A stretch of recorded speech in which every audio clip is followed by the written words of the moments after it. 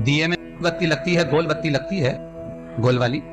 ये बत्ती हमेशा कोई विष्णु भगवान की पूजन कर रहे हो, शिव जी की पूजन कर रहे हो, कोई अन्य देवता का अगर आप स्मरण कर रहे हो तो गोल बत्ती लगाई जाती है। भगवान के मंदिर में पूजन कर रहे हो तो गोल बत्ती लगा। लंबी बत्ती, लंबी वाली जो बत्ती होती है लक्ष्मी की पूजन में, देवी पूजन में, जितनी भी माताओं की आप पूजन करोगे, जितनी भी देवियों का आप स्मरण करोगे, उसमें लंबी बत्ती का प्रमाण है। पितरों की पूजन में लंबी बत्ती का प्रमाण है। पितरों को कभी गोल बत्ती नहीं लगती। आप मटके के पास में, परिंदे के पास में, जल के पात्र के पास में कोई भी अगर दिया लगाएंगे तो वहां गोल बत्ती रखकर लगाएंगे तो घर में लक्ष्मी नहीं टिकेगी। कई लोग कहते हैं कि परिंदे के पास, मटके के पास में, पानी के स्रोत के पास में जहां जल भरते हैं, हंडा रखते हैं, टंकी रखते हैं, वहां पर मटके के पास बत्ती लगाओ, दिया लगाओ, पितर शांत रहेंगे। तो पितरों को शांत करो, मना नहीं है, पर दिया लगाने का नियम है कि पितरों को अगर आप दिया लगा रही हो मटके के पास, परिंदे के पास, या अमावस्या के दिन पितरों के लिए अगर दीप लगा रही हो तो बत्ती अगर लगाओगी तो कार्य कभी सफल नहीं होगा। घर में लक्ष्मी नहीं टिकेगी, संपदा नहीं रहेगी, घर में कोई ना कोई बीमार पड़ा ही रहेगा। धन आएगा जाएगा, टिकेगा नहीं। इसलिए पितरों के लिए अगर दिया लगाना है, पूर्वजों के लिए दिया लगाना है, पितरों के लिए अगर दीप लगाना है तो लंबी बत्ती लगाइए। लंबी बत्ती महाराज, लंबी बत्ती का प्रमाण हमारे यहां शास्त्र का, गोल बत्ती का। और सुंदर चरित्र कहा, यदि आपके जीवन में बहुत ज्यादा लक्ष्मी से तकलीफ है, कष्ट बहुत ज्यादा है, या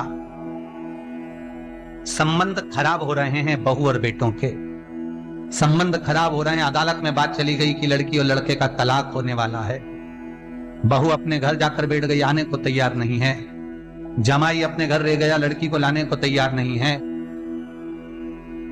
सास बहू में आपस में तनमन चल रही है, प्रेम बिल्कुल नहीं है, या लक्ष्मी आती नहीं, बहुत कष्ट है, जमीन जायदाद पड़ी बिक नहीं रही, तो एक काम करना, इतना दुख अगर आपके जीवन में है तो कार्तिक के महीने तक रुको, और कार्तिक का महीना आए, त्रयोदशी तिथि आए, कोई सा भी हो, सोमवार, रविवार, मंगल, बुध, कोई सी भी त्रयोदशी, प्रदोष, कोई सी भी प्रदोष तिथि आए, उस दिन तुलसी की लकड़ी, पहले से तुलसी आपके घर में अगर सूखी हो, तुलसी सूख गई हो, तो उसकी जो लकड़ी होती है, उस लकड़ी का 7 लकड़ी का बंडल बनाकर दीप बना लो।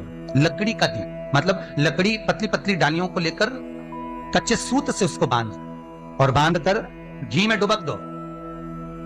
कार्तिक के महीने में शुक्ल पक्ष की त्रयोदशी तिथि जब आए, प्रदोष का जब व्रत आए, उस दिन भगवान के मंदिर में, शिव मंदिर में नहीं, भगवान किसी भी देवता के मंदिर में, विष्णु के मंदिर में, नारायण के मंदिर में, कृष्ण मंदिर में, राम मंदिर में, किसी भी मंदिर में, मंदिर ना हो तो अपने घर के मंदिर में शाम के समय पर उस तुलसी की लकड़ी का दीप, दिया भरकर उसमें घी डालकर जो दीप प्रकट कर देता है, जला देता है, दीप को प्रज्वलित कर देता है, उसके घर में कभी संपदा की कमी नहीं होती महाराज। विष्णु पुराण में स्पष्ट लिखा है।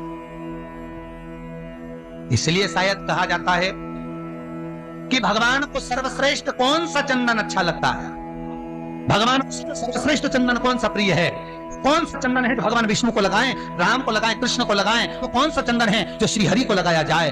तो जीते जी भगवान विष्णु एक बार गले लगाते हैं, उसको कहते हैं हरि चंदन। कौन सा चंदन है? हरि चंदन।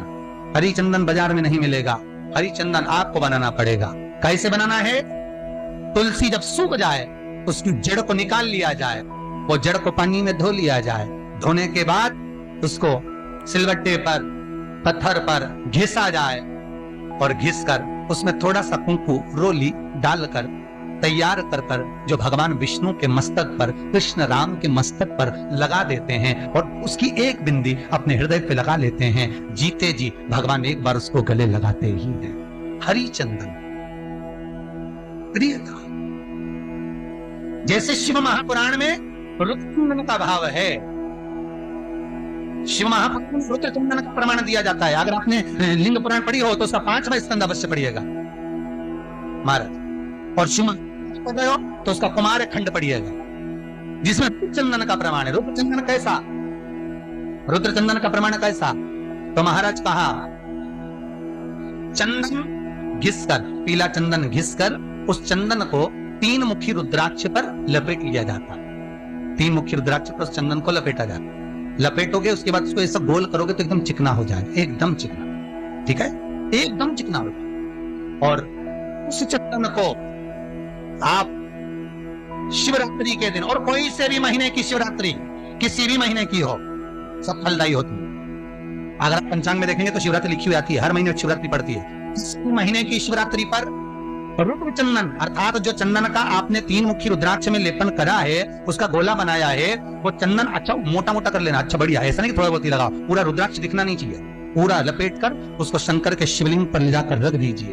और फिर धीरे धीरे शंकर भगवान का जल अभिषेक करना प्रारंभ कर दीजिए। वो चंदन पूरा धीरे धीरे शंकर के शिवलिंग पर डलना चाहिए। शंकर के मूल मंत्र श्री शिवाय नमस्तुभ्यं का जाप करिए। यह कहलाता है रुद्र चंदन। इस चंदन के अभिषेक से महाराज जो काम नहीं होता आप कर कर उस कार्य प्राप्त कर सकते, सिद्ध कर सकते। श्री शिवाय नमस्तुभ्यं, श्री शिवाय नमस्तुभ्यं, श्री शिवाय नमस्तुभ्यं।